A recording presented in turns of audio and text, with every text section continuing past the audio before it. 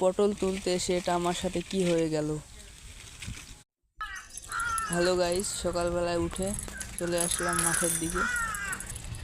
এই যে দেখতে পাচ্ছেন ভাটা, আর এখানে এই জায়গাটা ইট পোড়ানো হয়, আর এই সাইডে যে আছে এগুলো ইট, এই যে ইট রাখা হয়েছে,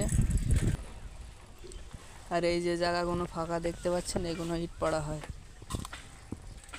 আর আজকের সকালটা অনেক মেঘলা মেঘলা আবহাওয়া, মনে হয় বৃষ্টি আসবে। এই যে চলে আসলাম ভুঁয়ে, পটল তোলা শুরু করে দিলাম।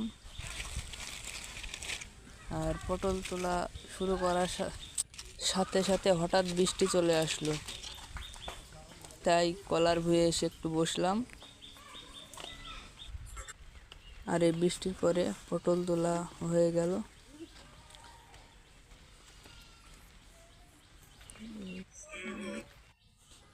এই যে পটল দেখতে পাচ্ছেন। আজকের ভিডিওটা এই পর্যন্ত, আবার দেখা হবে আগামী ভিডিওতে।